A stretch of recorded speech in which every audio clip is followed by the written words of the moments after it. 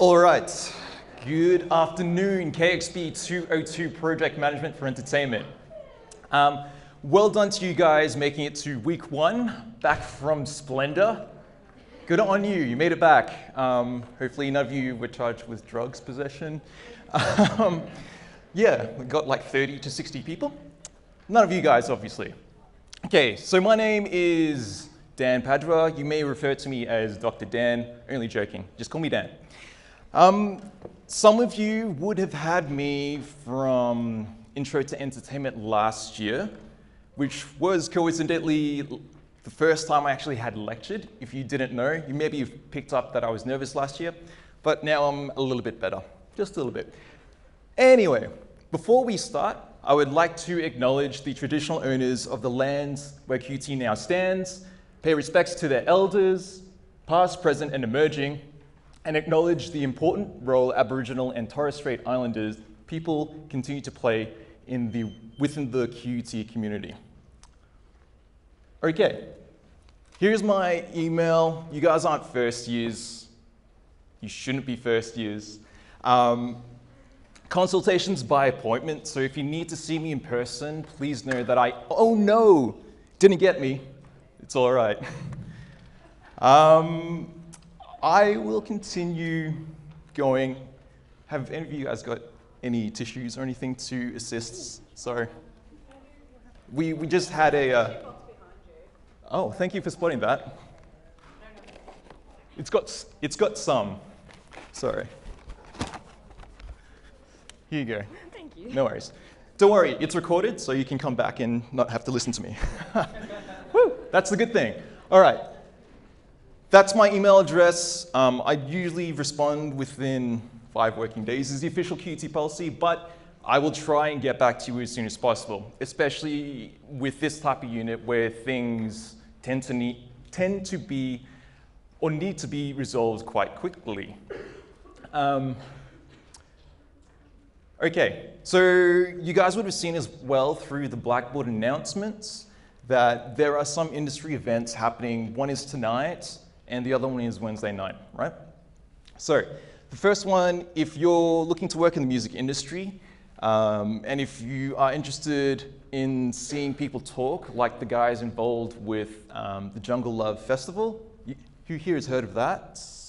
Okay, good, because you would have done, okay, who here has done 201? Yeah, okay, so that was on one of the assessment items that Tess had for you.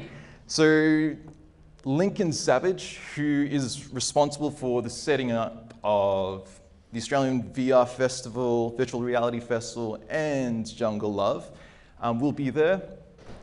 Just a note, some of you probably already know that we have a few QT graduates that are employed by Jungle Love, so this stuff does happen. So people that do perform well in this unit and in subsequent units that I take do get some referrals to our industry partners when they have positions coming up. Okay, but you have to really impress. So that's the link there. It's about 20 bucks tonight, and it's at Metro Arts in the CBD. Martine Cotton is also going to be there. So she's done a few things related to TEDx, Music Industry Inside Out website. She had also done coordination of the volunteers at Splendor. I can't remember which year. So she is your in to music festivals as well, letting you know about that. And then if you guys are into film, on Wednesday night we have the Actor Film and TV Pathways panel. So I don't know if play school was a thing when you guys were growing up. Yeah, still? Okay. I don't know if Noni Hazelhurst was still in it when you guys were doing it. Probably not. No, I don't even remember Noni Hazelhurst, to be honest. Yeah, I don't think I really watched play school.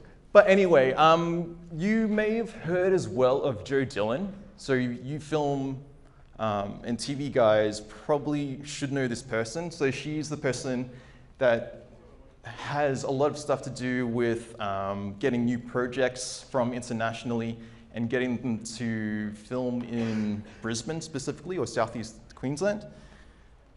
So she'll be there as well. Very important person to know in the government side of the film industry. And that one is actually free. So it's at Event Cinemas in my center. Any questions about those? I will be there, as I said in the announcement. So if you see me, say hello. Fantastic. All right, so this slide is specifically for you entertainment degrees and entertainment majors. Just a kind of heads up of what your structure is going to look like next year. So in this unit, we study the basics and fundamentals of project management for entertainment, okay? What you do in those next 2 to 3 units, so 301, 302, and 303, is you'll employ those in industry-facing projects, right? So in this unit, you are going to do a project that doesn't involve any industry partners per se. In those units, we will have more industry partners for you to interface and work with. Now, the reason we do this is because we don't want to stifle our industry partners. So in the unit that I run, which is KXB202, the Capstone 1 project, we spent a lot of the start of this year trying to find placements for 50 students. And when we started looking for people who worked in the entertainment industry to take these students, they only wanted to take groups of 2 to 3 people. So there was a logistical problem for us, and we ended up trying to get them to take on more, like maybe up to between 4 and 6. So it's extremely difficult for us to do that in a unit like this, where we have more than 400 people enrolled, okay? So you'll have that opportunity to do that next year within 301, 302, and 303. I should note that there are students that take those units, that 301, 302, 303, and they expect those units to actually be internship placements. I'm here to correct that thinking and say they are not. They are volunteer projects that work with university or industry partners rather. The Work Integrated Learning Unit, KKB 341 and 342, is specifically dedicated to mentorship and internships. So that's a distinction there. Any questions? Cool. All right, so project management, core objectives and aims. This is what we want to do. Basically, we want to give you the skills so that you can organize or oversee the development of an entertainment project by utilizing project management skills and project management knowledge, okay? So, a couple of things, just so you know that this is what this unit gives you, are the following. To explain the centrality of audience research and environmental scanning to the development of entertainment projects, that in particular is one of the outcomes that you'll need to demonstrate in your first piece of assessment. So assessment 1, the pitch. That's really where you do that for us. You demonstrate that to the staff here. Secondly, we give you the fundamentals of project management. You'll also be able to manage and develop entertainment projects using certain tools, charts, etc., and employ key communication skills for project management. The other thing I should mention about communication is that when I spoke to Lincoln Savage last Tuesday, and I asked him what he looks for in the people he hires, he tells me if you aren't a team player, he won't look at you. He wants to see evidence that you can work well in a team.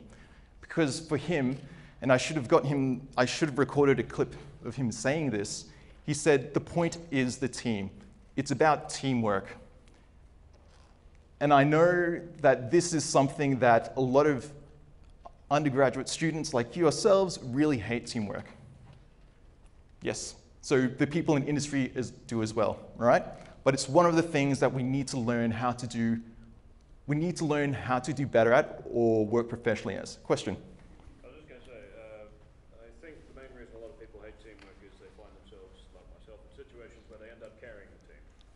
Yes, and so do a lot of people in the industry. So thank you. That's very relevant, and it happens. It happens every single industry, and if you can't deal with it now, you better be prepared to deal with it in the industry. So when we hear students not pulling their weight, not turning up, not doing the work, we as staff can say, hey, pull your socks up. But we can't force them to do work. We cannot force you. Because university is supposed to be a safe place that people can come, it's not a workplace. So we can't fire people and just get them out of their things, right? So we actually have to make sure that there is an opportunity for everyone, okay? Okay, lastly, you'll be able to appraise the outcomes of a project and your own contribution to its management. That specifically relates to assessment item number 3, wherein you will actually do an audit of the project and what has happened, how it can improve and do it better, as well as look at your own individual contribution to the process and development of that project. So if you go to work in any government organization, any corporate organization, or any large media or entertainment organization, and they have a human resources department, usually every year they'll run a performance review of what you have done, okay? So that element of what you're doing now for our assessment, when you review your own performance and say, this is what I could have done better, this is what I'm going to do next time, that is an important part of your professional identity, okay? Now, for those of you who go, but I'm gonna be a freelancer, I'm gonna be self-employed, right? That's fine. You may not have these things, but think of them as tools to help you develop your professional identity, right? Because how do you know you're doing something wrong if you don't stop to think about the things that you could have made better, the things that you could have made more efficient? That's what you need to do. All right. So that first point seems a bit weird, right? No lectures. So this is the first and only lecture you will have for project management. The rest of the lectures have already been made available on learning resources in the weekly preparation column. You can mouse over the bit where it says videos. Don't play it now because I don't want to hear it from you guys, from your computers. But they are there, and they're structured as in YouTube playlists. So I've broken up what would have been an hour-long video into bits that are 10 to 15 minutes long, sometimes even shorter, okay? So that you can sort through the information that you need quite quickly.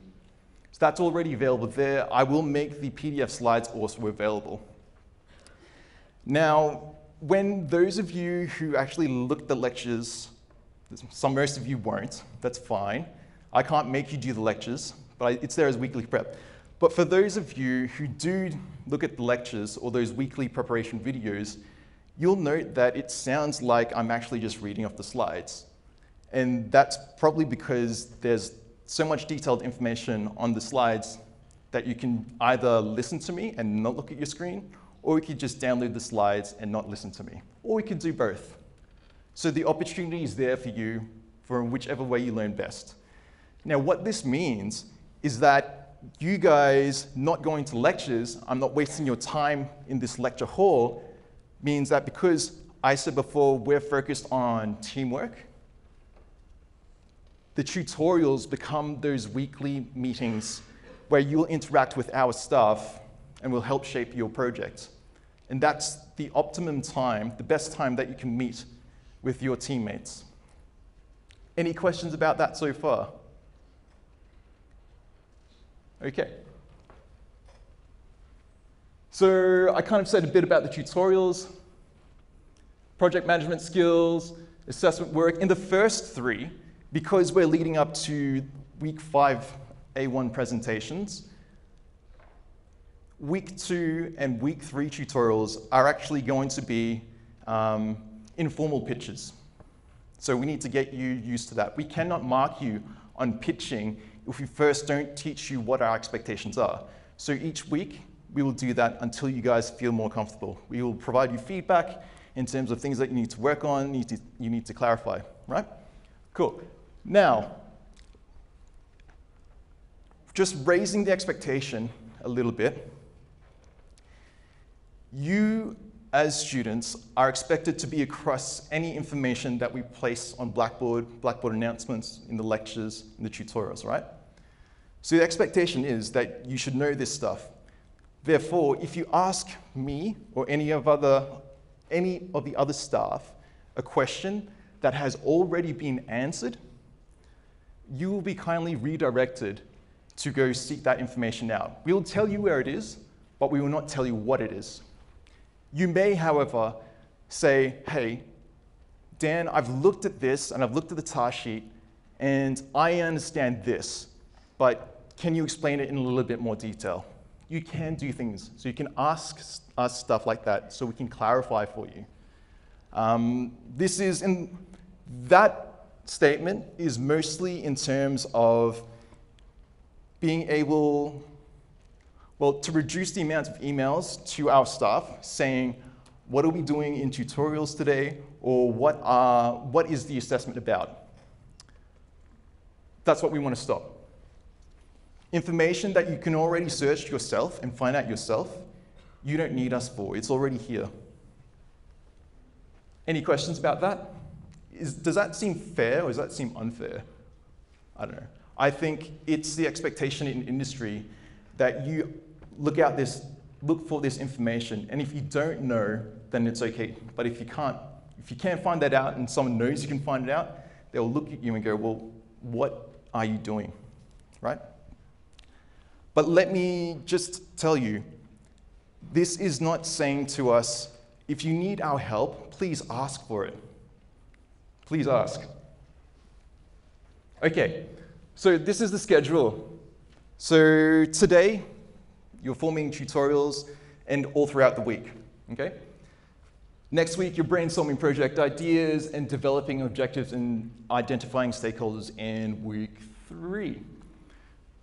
Because there is a public holiday in week 4, there is no classes that week. So you essentially have a break from us, and then you come back in week 5 and do presentations. You'll see here that there's something called a QTH, Health, Safety, Environment assessment due. Probably should have taken the assessment out. They're called risk assessments in the industry.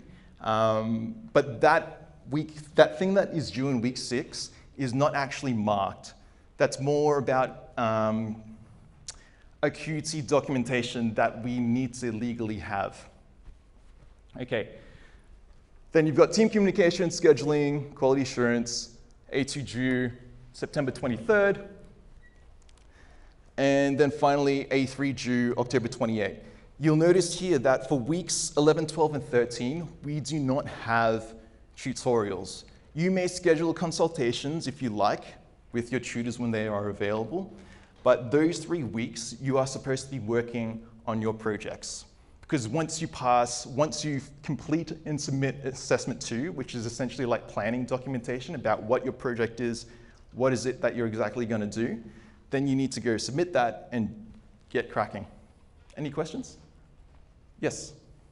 So you're saying you're finding forming teams in the tutorials. Is that, so that this week we actually have a tutorial, we go to our class? Yes, as HiQ or QC Virtual states, you have tutorials in week 1.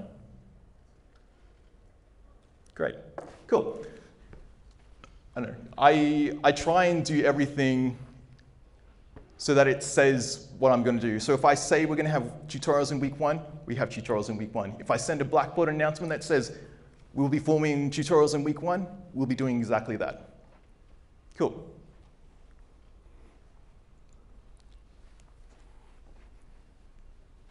Okay, so this is assessment overview. Let me run through some parts of this. So let's have a look at the pitch.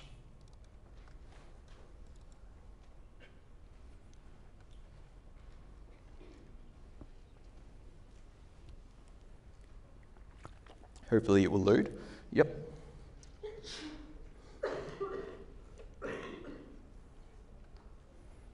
Okay, so the pitch. 30%, and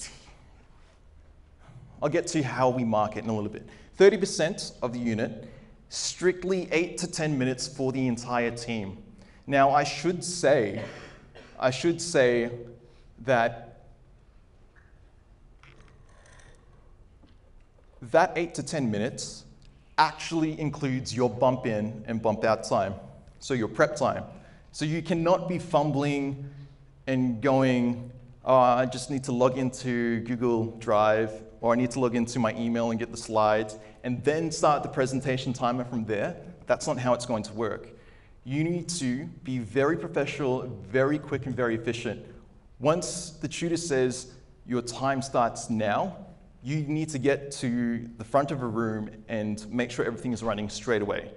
So this means you need to have been at the space and ready, have checked all the equipment, make sure everything works, make sure you have the right adapters. If you're playing video from a laptop, that you make sure that the sound goes from that laptop to the speakers in the room. So you've checked everything. Okay, so it's during the tutorials in week 5, one member will submit all the slides on behalf of the entire team before the start of your tutorial. If you submit the slides 1 minute later than the start of your tutorial time, you will be marked as late. Okay, I'll skip over that because that purpose is self-explanatory. Okay, so essentially this is what you have to do. You're tasked with forming a team within your tutorial class who will develop and execute an entertainment project of your design. Now, I'll show you what some of those projects might look like, and you've probably already seen the document. Now, I must say that the suitability of the project should actually be approved by your tutors well before the pitch. So as soon as you can say to your tutor, this is what we're thinking of, this is the broad contours of what we're planning, and they go, yep, I don't see any issues with that, you're good to go. Now, that said, you may find that the project actually needs to be, or some parts of the project needs to be adjusted before you start and submit assessment 2. And that's fine, that happens in projects all the time. So, present a persuasive and well-developed pitch for an entertainment project, good grammar, to be developed and executed over the semester. After a successful pitch, which is A1, your team will proceed with planning the implementation of the project. So that's A2. That's the planning documentation I was talking about. Now, note that you must complete this project in reality prior to the submission of A3. So I'll say it a number of times. You are actually doing a project for real. Because I said this in tutorials in the lecture last year, and there was someone after the submission of A2 who said to me, so are we actually doing this project? I'm like, yep, we're doing it. Okay, so the pitch audience. So the pitch audience is just to the tutors. You don't have to pitch to a business, for example, but you should still be dressed appropriately for pitch conditions, right? For presentation conditions. So it's for the QT staff. However, depending on what projects and how well you do on your pitches and how cool your ideas are, the tutors all have industry connections. I've told you about our connections to Jungle Love Festival. We've got connections with Brisbane Festival, et cetera, et cetera. We might say, tap you on the back and go, hey, have you thought about actually putting this pitch together to do for an actual industry partner outside of this unit, if that makes sense? So at the end of semester or during semester, whenever the opportunity arises. Okay, so I've got a checklist. So you need to have a rationale for the project's existence. So why is it that we're doing this in the first place? What makes our project special? What makes our product content unique, worth listening to? That's an essential part. So that goes back to the idea when I talked about one of the core objectives and aims of this unit was to do your audience research and environmental scanning. You need to be able to understand the market and go, okay, I can see where there's a lack in the market. or a gap in the market for X, Y, Z. Let's fill that gap. So that will be what you do there. You need to be able to identify all the relevant stakeholders. And I'm not going to say who they are, because that's the point of the process, is for you guys to figure out who your stakeholders involved or impacted by your project are. Some are very obvious, and some might not be. So one of the big things that starts out in assessment 1 is this notion of objectives to help measure the success of the completed project. So those objectives are important because in the final assessment, in the audit, you are actually asked to look at your objectives and go, okay, well, which ones did you meet? So your objectives throughout the project need to be solid, they need to be specific and clear, right? You can have a look at the slides, the lecture material for that particular bit in more detail later on. You'll also need to make sure that you look at the deliverables and you make sure that the scope of your project is clearly defined. Deliverables, it's in the lecture, so I'm not going to say what it is. And so is the scope. So that stuff is for you to go seek out and find in the relevant weeks. One of the other important things is that you should not forget the capability of your team. So you need to talk about your team's skills, experiences, what your strengths are, and say, okay, well, this is who we are. This is how we can actually complete the project. This is why we'll actually be able to complete the project. Any questions so far? Okay, cool. Academic requirements, not going to go through that. Okay, I should note this. Submission and document formatting. Strictly PDF only. File name style needs to be correct.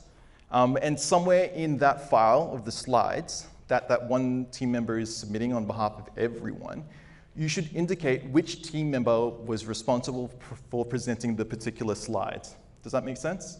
So it's for our tutors to then go, when they reflect on your presentation, and they look at the slides that you submit, they go, okay, this person submitted this. I remember they talked about X, Y, Z. Right. Just a note about this bit, about strictly PDF, file name, style. There's a bit in the criteria sheet, which is roughly only 10%. So whether you care about 10% or not, it means that you strictly follow academic protocols and submission and document formatting. So that's what it is here, and you need to meet that. So this, I'm not going to go through all of the criteria sheet, but I'm just going to tell you exactly what the split is. Okay, so 35% is allocated to the design of the project, how realistic it will be, and also the application of unit content, right? So that's 35% to, and that's a group mark. So what you get in that section as a group is applied to every single student in that group. Same thing for supporting evidence. So that goes for 20%. I mostly see that supporting evidence as stuff like specifically pertaining to your ability to say, hey, we've looked at the market, this is what people say, this is what people have done, this is all the research we've done in the industry, and it says there's a gap here. Does that make sense? So that's kind of like your industry and academic stuff there. I will say quite specifically, when we talk about the application of unit design, of unit content to the pitch, we don't want you to go, as Padua states in the week 1 lecture or the week 2 lecture or whatever, project management is X, Y, Z. No, it's applied theory. So if you've done it correctly, that means you understand the concepts. You just say how you would say it without having to quote me or any of the other things. Does that make sense? So that's specifically pertaining to the application of project management theory. All the other stuff that you should be citing are things like tables, facts, things about the industry reports, analytics, whatever. Got it? Cool. Then you've got 35% for delivery, so that's your presentation. That is individual, okay? So that's the mark you get, and only you get that, and the rest of your team members do not. And then obviously this presentation structure and your slides. Any questions? Cool. So does everyone understand what assessment 1 is and what you have to do for the pitch, mostly? Okay, cool. All right, let's not talk about assessment 2 just yet. Let's talk about list of project ideas. Actually, let me just see where we're at.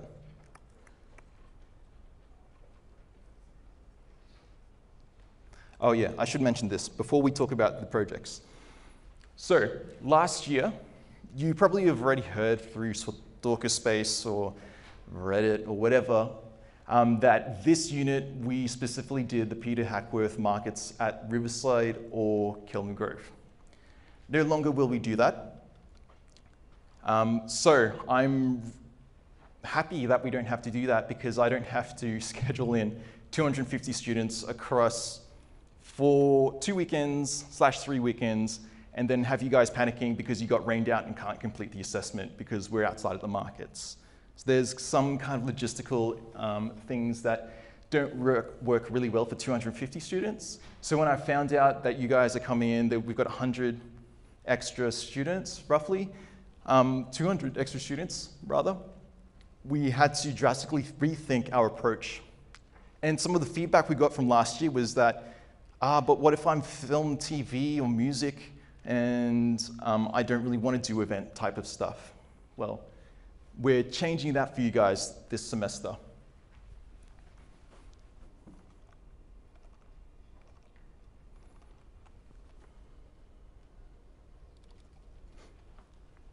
Okay, couple of things that you need to be aware of is that no matter what your project is, you need to make sure that you must scope or the size of your project or what you need to do, all the labor involved, the preparation involved, doesn't get out of hand, okay?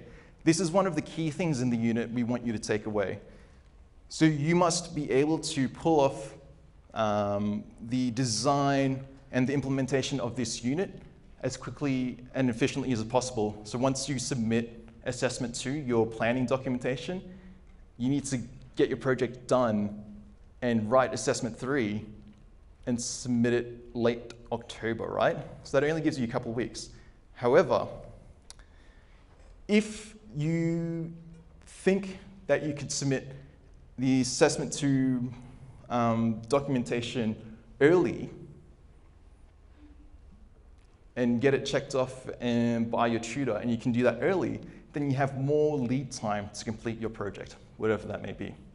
Any questions on that? Cool. All right, so you may choose to blend a few aspects of different examples listed below, we'll get to that momentarily, to customize your own project. We highly recommend that you ensure the project is designed so that the team is managing other talent. So that's highly recommended from us. If you are a performer, creator, actor, whatever, we want you, as much as possible, to be immersed in the project management side of things. So that means we ask you to remove yourself from the performance aspect so that the focus becomes on the management, right? So for example, a team I had last year, they were all theater or screenwriting majors, and for what they did was kind of like a play. So they wrote the play, they managed it all, but then they performed it as well. And that was a huge strain on their capacity throughout the semester, right? So it works out better if you can remove yourself and find other talent, other creators, other performers. So this unit will then force you to find and network and collaborate with people that you don't know maybe necessarily. You get new people you work with. Any questions on that specific point? So that's highly recommended. Okay, so all projects should ideally have an element of a promotional campaign. So for example, like a small-scale social media strategy, electronic press kits, which is something that's usually music focused, but that can be expanded to screen content as well. Okay, so you'll see me say a couple of things related to health, safety, environment throughout the semester and throughout tutorials and throughout this lecture. This is an absolute must, and I'll get to why in a little moment. All right, back to the projects. Okay, so music. You might organize an album launch for an existing musical artist that includes the event itself. You could create a one-off musical project to record or perform live original music. So you might go, hey, let's create a new musical project. Let's find some musicians who don't know each other and throw them in a room together and see what they can produce. That could be cool. You might, and thank you for Chanel to telling me about these ones, is you can have live stream online only musical concerts if you like. You could do that through Twitch, YouTube, Facebook Live. You can do YouTube how-to tutorials and walkthroughs of anything music related. Those how-to tutorials and walkthroughs, you could probably do that for pretty much anything I've got listed there, right? So those of you who are interested in the radio industry, you could develop a podcast, make sure you release, and with a release schedule, you could do live podcasting at a venue. Apparently that's a thing now. I didn't realize. I'm just kind of starting to listen to podcasts myself. If you're into screen media, so film and TV, you can develop a short film, a YouTube web series or similar, or live stream broadcast web series using one of those live streaming platforms we talked about before. I know that there are some creative writers in our course, in our unit, so you could do digital comics or short stories, whatever you like. And event related, so you can organize cultural events and activations for QT student groups, QT esports, yeah, it's a thing, and sports clubs, or there is still that option of doing stuff at the markets for Peter Hackworth, if that's a thing. Now, if you're interested in doing stuff events related, you let your tutor know and we'll pass you on information specifically, because I met with the student engagement and student group department yesterday afternoon, and they were keen for connecting with you events guys. So let your tutor know, let me know, and then we can provide you more specific information based on that sort of stuff, because they've got a whole range of cultural groups and student groups at QUT that need help in creating content and promoting their own student groups, etc. Okay, sounds cool? Is there anything, does anyone else have some cool ideas that I haven't put up there specifically? Yes? I was just thinking, because I am studying, I guess, like creative writing, but also fashion, like what if we would have a street snap magazine of like things people are wearing on campus? Yeah, that could work. For those of you listening at home, I kind of wet myself, but not in the way you think. I'll let you imagine what that is. So I like the idea. What I would suggest for that, because that becomes more media focused or media platform focused, I would like to see that turn into kind of like almost an event competition type thing, maybe? Yeah. So like almost like, yeah, I don't know, see how that gels, but yeah, just kind of a little bit away from the media side, but I'm not opposed to it at all. Because the thing for me, if you can demonstrate project management skills and project management skills through whatever project you're doing, it should be fine. Cool, any other questions or cool ideas? Yes? So say if you've got like a magazine or something like that, and it's got something to do with entertainment or fashion, could you have a launch for, say, a new magazine, like? Yep, absolutely. So that launch and events type of thing, yeah. Yeah. So just something that I thought about events related. Believe it or not, so I've had some interns, or some people interested in entertainment that do our degree that want to actually go into weddings and wedding planning and all that sort of stuff. That's fine, that's cool.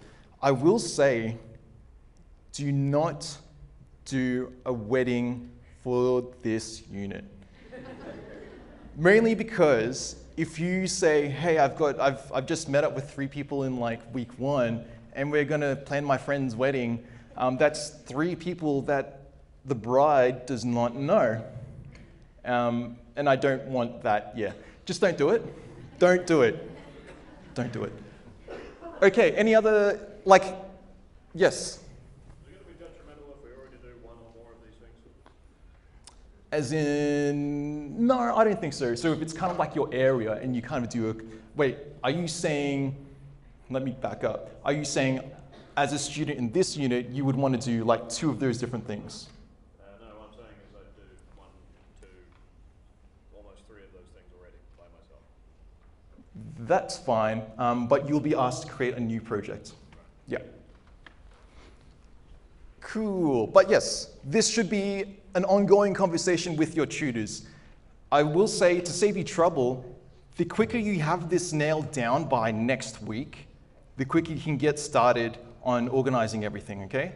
Now, how do you guys feel about having this much more open and saying, yeah, this kind of goes with what I want to do outside of university rather than just doing the markets?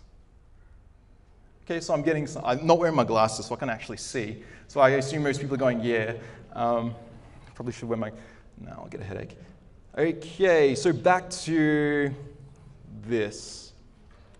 We did that, talked about the projects. Is it time to, yeah, so I talked about that. You actually have to implement them. Use this unit to explore your passions, to test ideas, to create new networks, to test concepts. Because if you think about this as a kind of like incubator and it's like, hey, we can do this for a unit. We can do this for a unit as long as we show project management skills. What if you find someone, an investor later on outside of QT who actually wants to take your idea and fund it? That's pretty cool. Now, I should say, it is possible to get a high distinction on a near or close to 0 budget, right? So you may choose to spend whatever money you want. Do not force other students to say, I want to do this project. All of you have to put in like $30 each. Do not force other students to do that.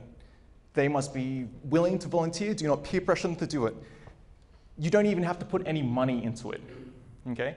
Now, last year I said, it's a 0 budget project, and someone nailed me at the end of the project, at the end of the semester saying, yeah, that's not actually true, because if you factor in having to drive to uni and pay for a cup of coffee, it's not, so I'm just changing my phrasing slightly. So it will cost you a little bit. But what I'm saying is to do well, what you should be doing is relying on your personal contacts, networks, creating new networks, your creativity and resourcefulness. Because your tutors who already work in industry do this thing, and they often do this for next to no budget as well. I saw a hand up before, yes? If we have, say, personal connections of, like, say, a company or something outside that, can we use that to acquire funding for the project? It's under a law that be suitable. Be very careful, and please let your tutor know exactly what you are planning, and CC me, because yeah, when we start involving people that are actually funding projects, there's a whole set of insurance, public liability stuff that I'm gonna go into momentarily. It scares me. It does. I know there's just QT red tape. I'm saying this on QT recording. There's a lot of red tape in a university that prevents us from doing stuff within the entertainment industry, and it hurts. But I need to be careful. Okay. So close to 0 budget. QT Finance are still to get back to me and confirm details about making profit. So for example, students last year had maybe like a sausage sizzle or whatever, I don't know. Or they sold something and they broke even. But I've since been told that there's some redrawing or reconfiguration of what we are allowed to do. So please bear with me and I'll see what I can find out from these guys about breaking even and making profit. My personal view is that if you are putting money into this project and you can break even, that's good. But when it goes that one step further about making profit, I need to seriously think about what's happening here. Now, it might be okay because it's not QT giving you funding to do these projects. This is your own money. So I think we should be okay. But let me get back to you on that. Any questions specifically? Cool. Did I do this? No. Okay, this is the 2018 cohort. A lot of you. So we come from a whole range of places. So it means the ideas that you have will be varied and diverse. So try and make yourselves, try and collaborate as much as possible. So let me think about this in a second. If you're an accounting student, but you have interests in film or screen, do something related to that. So it means that if you have a specific major or minor, don't be pigeonholed by that. If you're interested, if you're in film, but you want to do something music related just for something different, by all means, link up with other people and do that. Any questions? Cool. Okay, insurance. So you guys are covered by QT insurance for any QT approved project that you do. However, I've been told that if you do an event and you bring in your own personal equipment, like PA equipment, your dad's guitar, your dad's amplifiers, and that breaks, that is not covered by QT, okay? A word about sourcing other talent. Other talent and performers need to have their own public liability insurance, okay? And there are places you can go to get that. I can ask Chanel to give me some ideas of where you get yours and where the others, you may already have your own, but yeah, that's a very important part. Cool. Any questions on insurance? I can provide more information if anyone really needs to find out more stuff about that. Okay, this is the thing that scares me. Okay, so you guys have all heard, or you should all know about Dreamworld and the thing that's called industrial manslaughter, right? This is where it gets scary for me specifically. So if anything goes wrong in any of your projects, I will be held liable. Depending on what it is, obviously, but as the manager or supervisor of a unit, or they say a project, and I would say this is a large-scale project, I need to be sure that you guys are taking the right steps to minimize all health and safety risks to audiences you're working, audiences, to performers and yourselves and the general public. Do you understand? So the thing that scares me is whether it is likely or not, I don't know. I've never had to deal with it, but I'm just trying to be safe. So, but just so you know, it could be fines up to 20 million or spend 5 years in jail. That's pretty steep, like, depends on the thing, but it's very real for me now because I cannot hide behind a veil of the corporate veil, so to speak. So, but this is, I should say, this is nothing new. QT has always been committed to doing this and making sure our projects are safe. So this is why I'm saying that when you create a risk management plan submitted to Blackboard in week 6, that is going to be sent to me. I'm going to check it.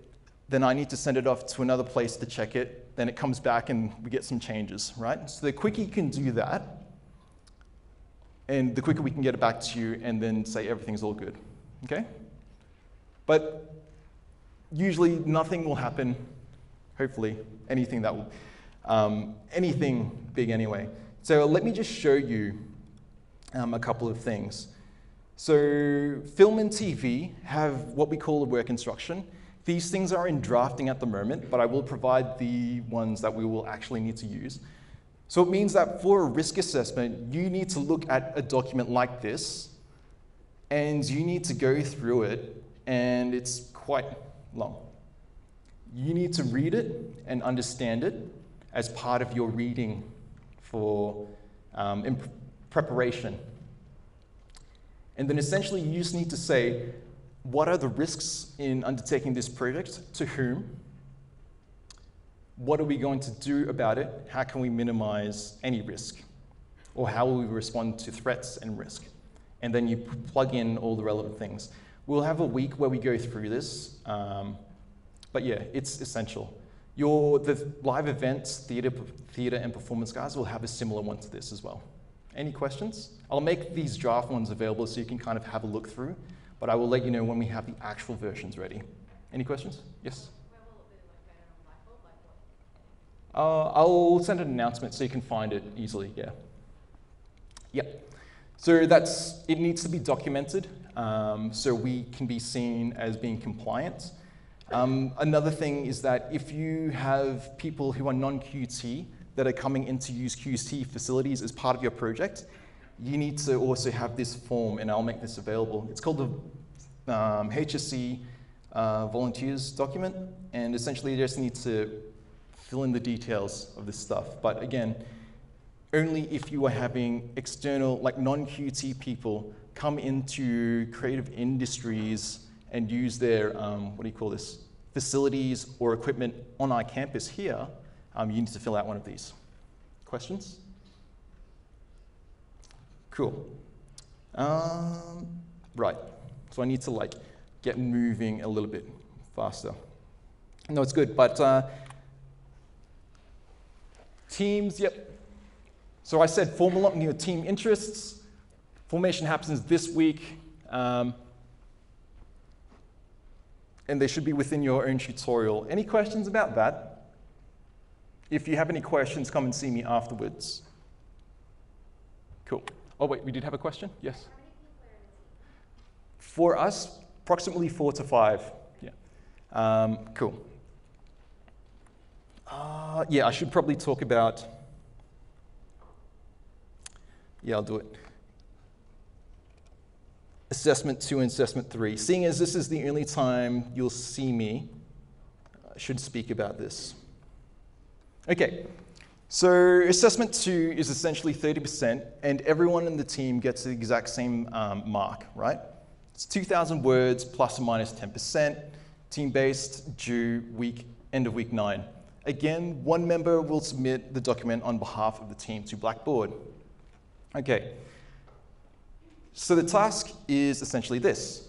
Create one document, a planning document that comprehensively details your project and how it will be implemented, managed, ensuring that highly relevant project management tools are utilized. So things like Gantt charts, work breakdown structures, etc. We'll get into that. There's lectures on that already. So after finalizing and submitting the document, your team will immediately proceed with implementing the project. With one caveat, and I forgot to note here, you can also only proceed with the project once your tick of approval has come in from Health, Safety, and Environment about your risk assessment, right? So there will be two weird things. In this particular assessment, in A2, you will have a section that's called risk management, and it's essentially the same thing. So it's a risk management that looks nicely and sits nicely within the document that you create, but you also have to submit another one to Blackboard, which is for QT committee specifically, right? So it kind of doubles up the work, but it doesn't really, because you can pretty much just start with the template on the QT one and then just drag information across. So it shouldn't really add up to too much more work. So the document audience is the QT staff, and essentially the point behind this is that when we look at it as tutors, we'll be able to go, okay, this is their plan. I can see that they are very likely to complete the project on budget and on time, okay? And then again, remember, if you want to pick this project up and send it or present it or pitch it to someone else outside of a QT, feel free to do this. Feel free to do so. Again, there's a checklist here for what you need to have. So your cover page, some more information on the project's concepts, objectives, deliverables, and scope. So bear in mind, you would have done this in Assessment 1 already. This bit in Assessment 2 means that you would have revised, refined, and improved the phrasing of those things. And especially if your project may have changed slightly. So a schedule of all the relevant tasks, the things that you need to do, the requirements to ensure quality and standards, action plans to minimize or respond to risks, what I was talking about before, your risk assessment, your communication plan with all relevant stakeholders, and your comms and plans for obtaining all the necessary resources, including a budget, etc. It's pretty straightforward what I want, and it will be a report format. Any questions on that? Cool. There are formatting requirements. Tables are not included in the word count, I should say. So again, what you're marked on here is application of your project management theory and the tools that you use. The tools, I'm referring to things like, and I said them before, work breakdown structures, Gantt charts, any of the templates, I should say, templates that we provide you to help manage and document your project. And the templates you will see are actually available on the right-hand side underneath your tutorial column in Learning Resources. You've got your supporting evidence for whatever you need to pitch, anything, any stats, analytics, whatever. Structure and writing, and also your technical submission requirements. Straightforward, yes? Cool. The last piece of assessment that you need to do is pretty straightforward. And I've given you I've tried to tie in what you do in assessment 1 with assessment 3. So you guys would call it a project audit. It is completely individual, right? Sorry, I was going to say 10,000 words. No, you're not going to do that because I'm not going to read that much. 40% individual at this point because you will be sick of working with each other, I'm sure of it. So obviously you'll submit your own. Okay, you've essentially got to do two things. So your document will be in two parts. First of all, you'll have the project evaluation, which evaluates the project itself, so the process and the outcome of the project. And what I mean by outcome, I mean that in A1 and A2, you said to us that you are going to complete this objective, complete that deliverable, and this deliverable by a specific time, okay? This is the moment in assessment 3 to say, here's all the stuff I said I was going to do, we were going to do as a team. These are all the things that we managed to deliver on, or we didn't deliver on. Let me tell you why this was successful or why this failed. That's essentially what you need to do. So you need to recount those processes and the things in order to say, okay, this is what I can do better. I'll go into a little bit more depth about that in a second. And then the second part of the document is inward focus. So like I was saying, you need to focus on your professional behavior in the form of a performance review. So it's only 1,000 words. You need to evaluate the key lessons that you've learned about your own professional conduct in this project that can be applied to any future projects. The big thing about this is it should not be just a description. It should be saying, okay, this is what I did within the project. This is how I managed to affect some changes or affect the project in a positive or negative way, okay? This is not the time to say, that team leader was not that good, that team member was not that good. That is not what you do in this specific part. So you need to focus on what you could do to make something better. Make sense? Cool. We'll see how many people listen back to that and write this for assessment 3. Okay, so the audience for the project evaluation, so that first part, is essentially just, for example, your team theoretically, but the QT staff who want to know about the outcome of the project and how things could be improved. This is typical of a report you might send to people who are your investors or people that want to know how things went, okay? Your audience for the professional performance review is usually typically yourself, so you can go from a professional standpoint, hey, there's stuff that I know I need to work better on, this is how I'm going to do it. And this is the kind of thing that we want QT graduates to have. I know we call it reflection sometimes, but really what it is, it's about professional conduct and improving that in teamwork scenarios.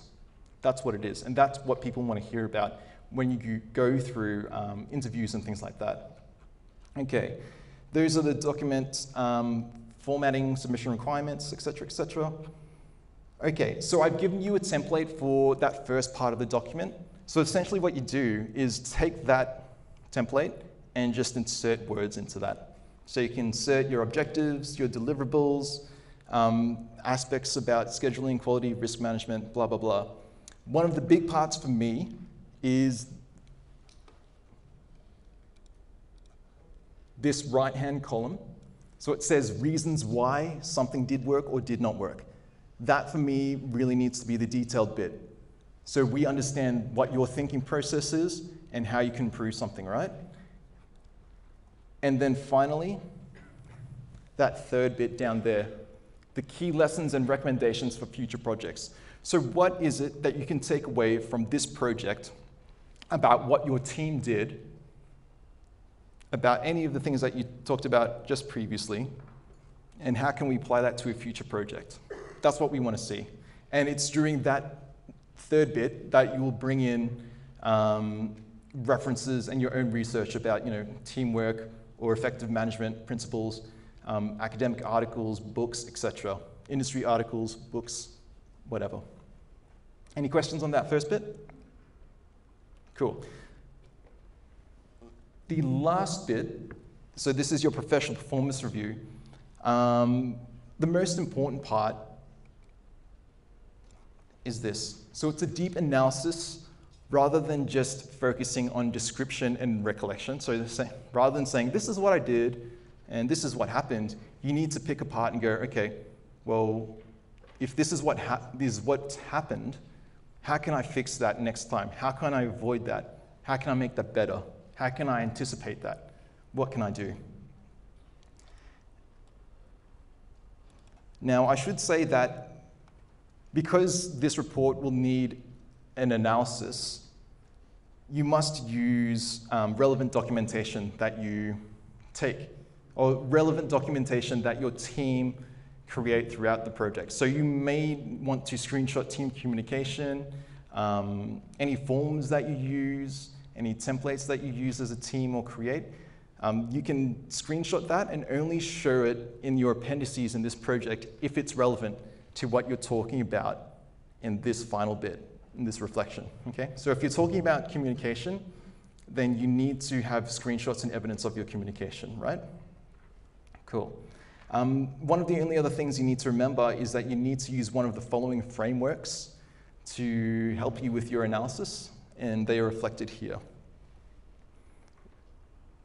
But I'm not going to go into that. It's pretty easy and self-explanatory. Any questions? I know I've just slammed you with a whole bunch of assessment information, but in my head, it seems clear and logical what you have to do across the semester. Did that come across at all to you guys? Mostly. If not, let your tutor know, they'll let me know, and then we can clarify some things for you. Okay. Okay. Got a little bit left. Yeah, you guys get it. I'm not going to go through this because this is stuff that I've already talked about. Okay, so you'll see on Learning Resources that there's a link to the Project Management Institute's project management body, or is it book of knowledge? I can't remember. I might be incorrect. But that will be an important resource for you to refer back to these things like cost, resources, scope is a really important thing, quality communications, risk management, etc. So use that every time you need to go back and reflect and think about what it is that you're doing and when you prepare for each week's tutorials. Okay, so you may notice that there are essentially a couple of different things that you'll be doing. Let me back up. There are 4 phases of the project management life cycle, right? So you've got your initiating or identification of a need or a problem. You've got the planning stage. Obviously, you plan during that. It's self-explanatory. Execution and closing. 3 of those 4 things is what you actually submit for your assessment. So our assessment maps directly onto at least 3 of these phases. So A1, your pitch, is the initiating phase. A2, the planning documentation. And A3 is your completion and audit, your reflection. And obviously executing is the fun stuff. You just do exactly what you said you were planning to do. Makes sense, yeah? Okay, but all the time, you are making sure that you are monitoring and controlling your progress. This is an important thing because when it comes to that closing bit, the audit, if you have monitored your team's progress and your project's process all throughout semester using the relevant documents, you'll be able to use that in assessment 3, and you've got all that stuff there. You don't have to try and remember what you did because it's all documented. I've already talked about what initiating and scanning is. One of the big things that you might want to think about is what are the constraints of your project? That's one of the big things for us. What can you do? What would you like to do? But what is restricting your potential? So essentially what you're doing is researching the market to understand what you have to do to produce something that is commercially viable.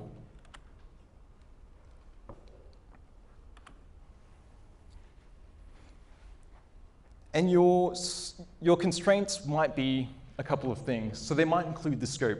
Scope is when we're talking about the boundaries of what actual labor and work you'll be doing across the project. What are the actual things you need to do?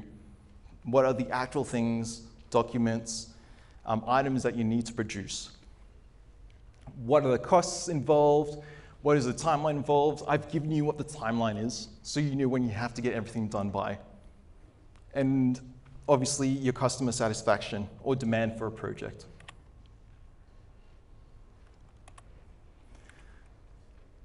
So those 2 things are crucially important. I've said it before, objective setting is a must, and it must be really clear in at least assessment 2 if you haven't got it right in assessment 1. The division of labor is crucially important before you get to the implementation project. So that thing might refer to laying out all the things that you need to do, all the actual tasks, breaking them down and saying, okay, this team member is responsible for doing X, this other one is doing Y, etc. But it would be really good for your team members to know exactly which tasks they are allocated to. So the more specific you can say, okay, you have to do X, Y, Z, and be really clear about precisely what you have to do, that will stop a lot of confusion about who is looking after what. We'll get you to do network diagrams as another tool that you can use for assessment 2. A Gantt chart to help you manage your time and estimating your time rather. And you'll need to do a budget as well. So you'll have a budget sheet for all the resources and costs involved. Oh yes, and wrap it all up in a nice little document. Okay, execution and implementation is this. It's making sure everything is logistically planned, making sure that you've got all the things ready that you need to have and doing it, right? Again, assessment 3, this is your close and review. So as such, this is important to find out. Say for example, if you say, I have an objective that we're going to get X amount of views for this YouTube video that we're doing, then this is where you go, you evaluate that objective in this point, right? So you say, well, first of all, you need to have evidence. So you need to take screenshots and say, here's the screenshot as of X of this video that we said we were going to try and reach. We wanted to get 5,000 views, but we only got 400. And then you would give your reasoning for that in this section.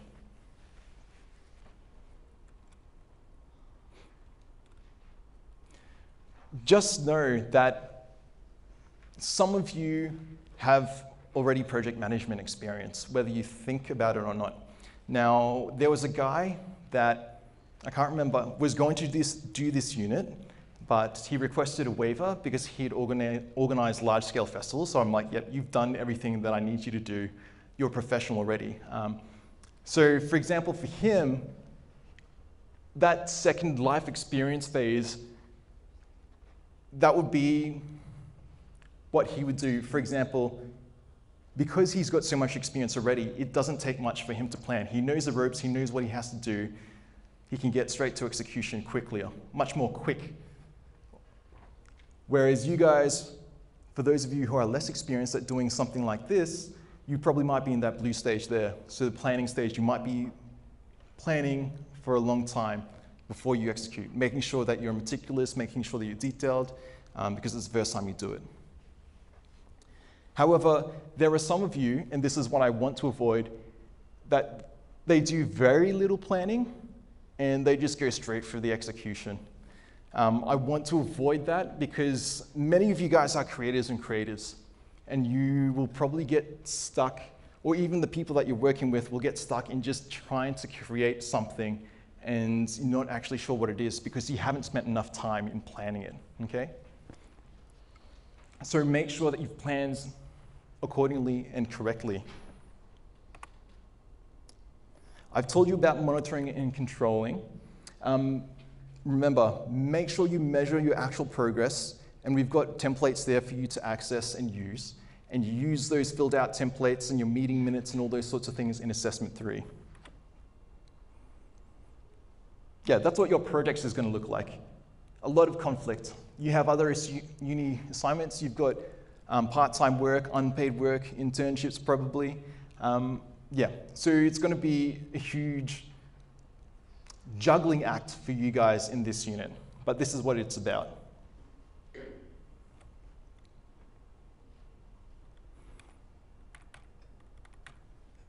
I've got a couple more minutes and a few more slides left. So some of the things that you might need to anticipate when you go through your project are as such. Try and not have your budget blow out and say, I'm going to do this amazing thing, and then it just keeps getting higher and higher and higher. Remember, try and do it with as little budget as you can. You need to make sure that your leadership and team communication keeps up throughout the semester, so you're not saying, oh, I thought this person was looking after this, and then it's 1 week before the deadline and nothing's happening. So make sure you are keeping in contact with each other frequently. You may have creative differences or may have differing ideas that clash from time to time. So it's important that you try and get this nailed down before you do assessment 2, before you do the implementation. If you're doing a project that requires you to be outside, remember, always think about the weather. The guys that do events and filming, all that type of stuff, you guys would know that very, very well. We'll go through the last few points. So a lot of these things are actually repeated in this. One of the important things here for me is that very last point, not defining clear lines of authority in work allocation. And I've alluded to that a bit. So we've got tools there for you to lay that out and make sure you know who is doing what, and you need to kind of stick to that.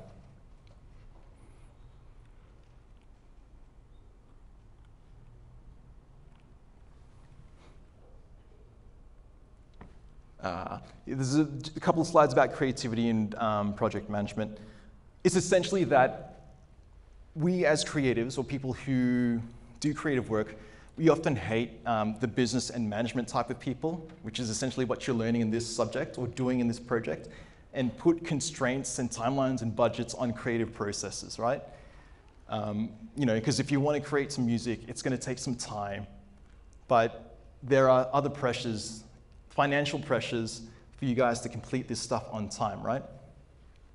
That's essentially what that slide was about, that dichotomy, or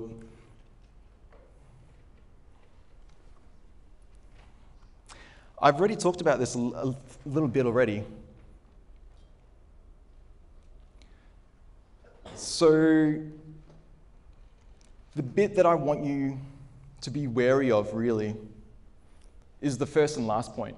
Like I said before, be very wary of moving straight into implementation without a clear plan or vision or direction and clearly defined lines of what needs to happen when, by what time, by what date, with what resources, and who's going to be in charge of it. But also be aware of the inverse. Don't spend all that time planning and planning. So you might submit assessment 2, but then you decide, I'm going to change the idea, and then I'm going to change, and then we're going to plan it out again. Don't over-plan for things, right? So you need to get this stuff done, because at the end, it is just assessment, and you need to get something in so you can get those 12 credit points, and then go on to the next stage of university. So all I'm trying to say is ensure that your project this semester doesn't get out of control and fail to deliver. Otherwise, you'll have nothing to talk about for assessment 3.